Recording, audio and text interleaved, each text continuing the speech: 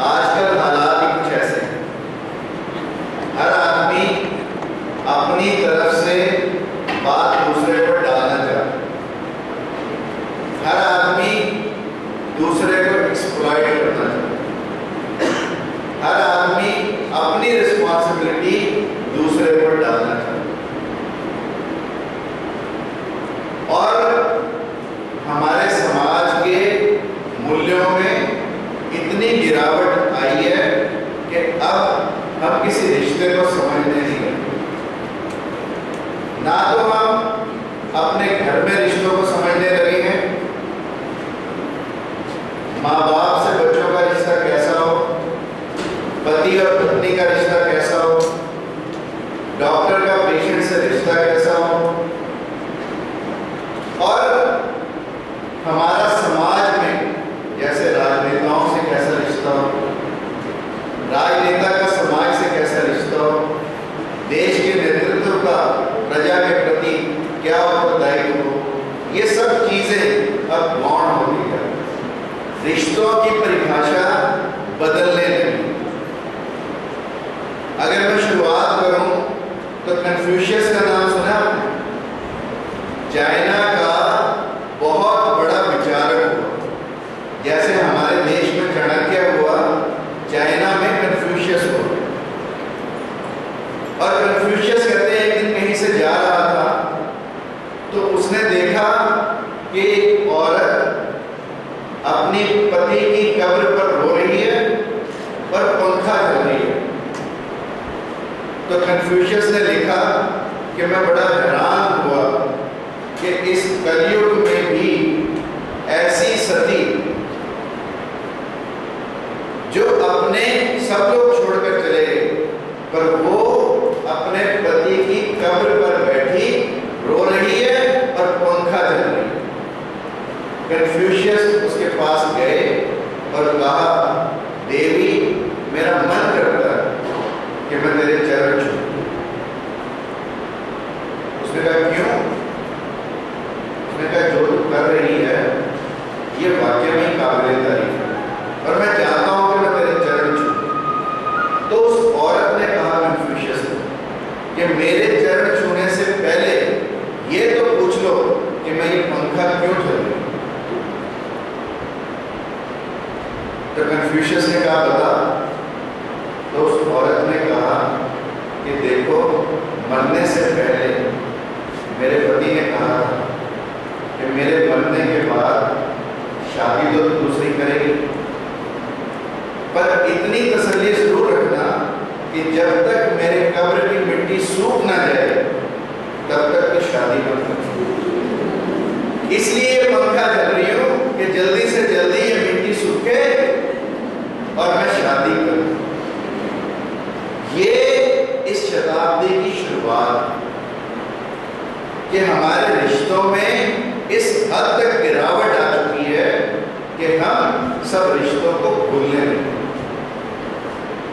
ये तो एक परिवार का। यदि आप मुझे पूछे पॉलिटिशियंस का, राजनेताओं का, तो एक राजनेता ने अपनी ड्रेस सिलने दी और दर्जी ने ट्रायल के लिए बनाया। राजनेता को शौक होता है कि कुर्ता कैसा हो, पजामा कैसा हो, ऊपर जैकेट कैसी हो, ऊपर टोपी कैसी हो, तो दे गो फॉर ए ट्रायल। हर आदमी कपड़े सिलवाने से पहले ट्रायल लेने लगता है। तो दर्जी ने उसे पजामा पहनाया, कुर्ता पहनाया, जैकेट पहनाई।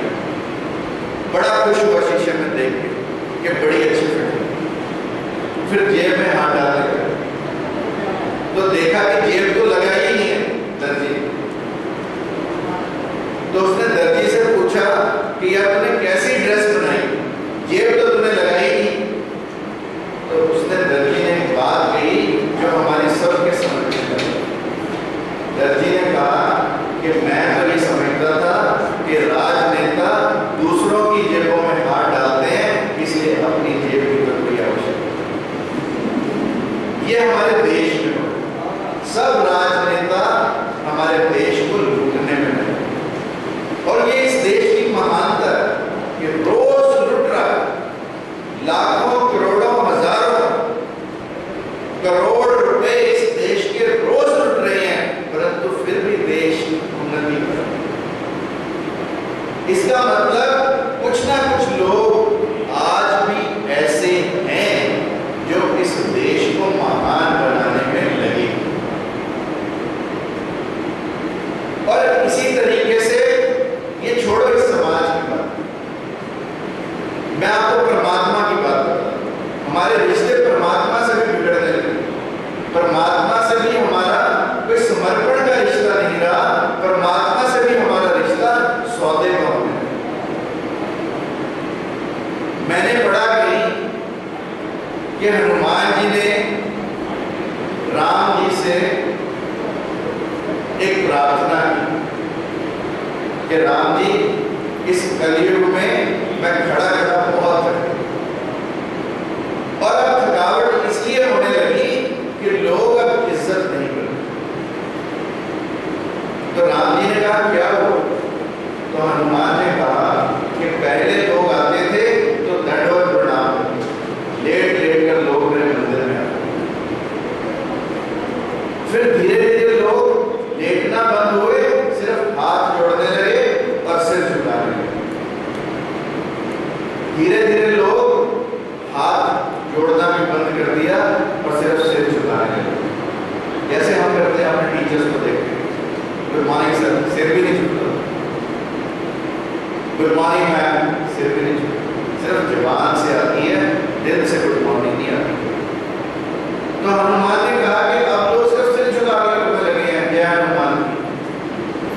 और कहते आज तो हनुमान जी कहने लगे हद हो गई है, इसलिए मैं आपके पास आया। तो राम जी ने कहा कि क्या हद हुई? तो हनुमान जी ने कहा कि आज एक बाबा मसनद नर्सिंग कॉलेज की लड़की आई थी और मेरा हाथ पकड़ के कहने लगी हाय हनु।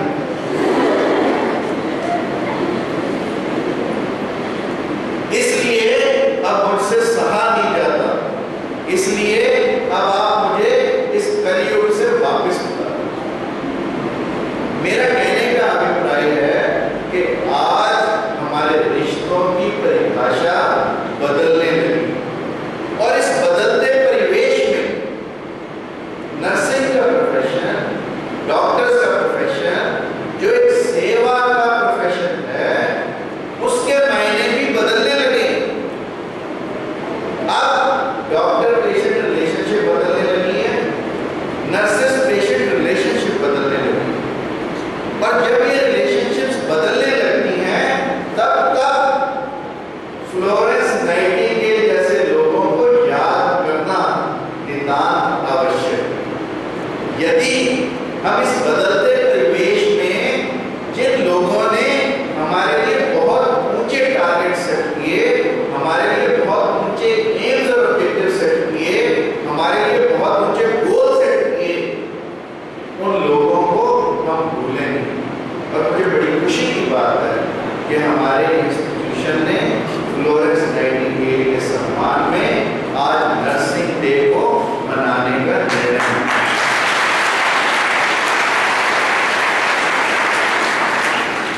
और ये दिन केवल मनाने से संबंधित ना रहे, इस दिन हम प्रण करें कि हम फ्लोरेंस नाइटिंगेल की एक छोटी उंगली के बराबर भी कार्य कर पाए तो हमारा जीवन सफल होगा। As your madam baby was saying, that nursing profession is all about care. If you ask me, what do we understand by the term care? I will say, care starts with C. और C का मतलब क्या होता है?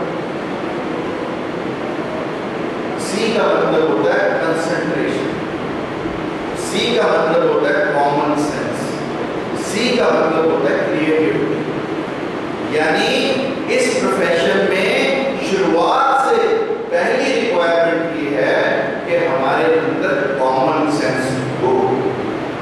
Nursing के profession के लिए जितनी कॉमन सेंस की आवश्यकता है शायद किसी प्रोफेशन में नहीं।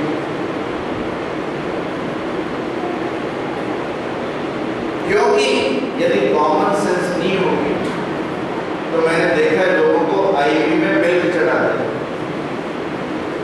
मैंने देखा है लोगों को इंट्रामस्कुलर इंजेक्शंस की बजाय इंट्रावीनस इंजेक्शंस देते, मैंने लोगों को देखा है बिना सेंसिटिविटी टेस्ट करे इंजेक्शंस लगाते और साथ साथ पेशेंट्स को मारते। इसलिए कॉमन सेंस का होना इस प्रोफेशन में इतना जरूरी है जितना किसी और प्रोफेशन में। कॉमन सेंस का अगर मैं उदाहरण दूं तो एक व्यक्ति के पास एक नौकर था, उसने उसे कहा 3 अंडे लेकर। वो नौकर बाजार गया, पहले 1 अंडा लाया, फिर दोबारा बाजार गया, फिर दूसरा अंडा लाया, फिर तीसरी बार बाजार गया, फिर तीसरा अंडा लाया। सेठ ने कहा तो समय बर्बाद मत कर, 3 अंडे मंगाए थे तो एक ही बार क्यों नहीं ले आया? 3 बार जाकर तो 3-3 अंडे लेकर आया, तू तो समय बर्बाद कर रहा है, मेरे पैसे को बर्बाद कर। तो नौकर ने कहा सेठ जी इस बार माफ करो, आइंदा से ऐसी कोई हरकत नहीं। अब अगली बार सेठ बीमार हो तो उसने नौकर को कहा क्या डॉक्टर को बुला, वैद्य को बुला। तो थोड़ी देर में सेठ क्या देखता है कि ना केवल वैद्य, उसके साथ 6-7 लोग और भी नौकर लेकर आ रहे। अब उसने सेठ ने कहा कि मैंने तो वैद्य बुलाया था और तू इतनी भीड़ इकट्ठी कर रहा है। उसने कहा सेठ जी आपने ही कहा था कि एक बार में सारे काम किए, इसलिए डॉक्टर दवाई लिखेगा, फार्मेसी वाला देगा, इसलिए मैं फार्मासिस्ट को साथ ले रहा। डॉक्टर हो सकता है ये लिखे कि इसको फिजियोथेरेपी की जरूरत है, मालिश की जरूरत है, तो मैं मालिशिया या फिजियोथेरेपिस्ट के साथ ले आया। और हो सकता है कि डॉक्टर कोई फल लिख दे, फ्रूट लिख दे, तो फल फ्रूट की दुकान वाले को भी साथ ले आए। और हो सकता है डॉक्टर आपकी नब्ज पकड़कर ये कहे कि सेठ जी 1 घंटा और जिंदा रहोगे, तो इसलिए मैं शमशान वाले को भी साथ ले आया और लकड़ियों वाले को भी साथ। ये कॉमन सेंस, इससे rarest of all the senses. So we need to have the common sense in this profession, which is very important. And common sense comes with concentration. हमारा फोकस कैसा होना चाहिए? हमारा फोकस ये होना चाहिए कि जब कोई हमें ऑर्डर्स लिखवाए तो हम उन्हें ध्यान से लिखें, जैसा बताया जाए उस काम को कैसे करें, ये फोकस होता है ना। बगुला बैठता है नदी किनारे बड़े आराम से, पर जैसे ही उसे मछली दिखाई देती है पूरी हरकत में अपना पूरा फोकस, पूरी एनर्जी उस मछली पर निकाल देता है। एंड बिलीव मी, आज तक कभी बगुला अपने टारगेट को पकड़ने में फेल नहीं। यदि बगुले ऐसा कर सकते हैं तो हम तो जीते जाते इंसान, हम ऐसा क्यों नहीं कर सकते? हम भी कर सकते। तीसरा, we have to be creative. Creativity is very important. जब तक हम सृजन करना नहीं सीखें, उसी नर्स का कार्य सबसे ज्यादा क्रिएटिविटी। क्रिएटिविटी क्या हो सकती है कि हम अपने वार्ड को क्लीन रखें, डेकोरेटेड रखें, हम पेशेंट को फील ही ना होने दें कि तो वार्ड में पेशेंट से अपना व्यवहार इतना अच्छा रखें कि पेशेंट को लगे कि कभी मैं बीमार भी हूं तो एक्स नर्स के हॉस्पिटल में जाकर ये हमारी क्रिएटिविटी हो सकती है कि हम अपनी हर चीज को सृजनात्मक ढंग से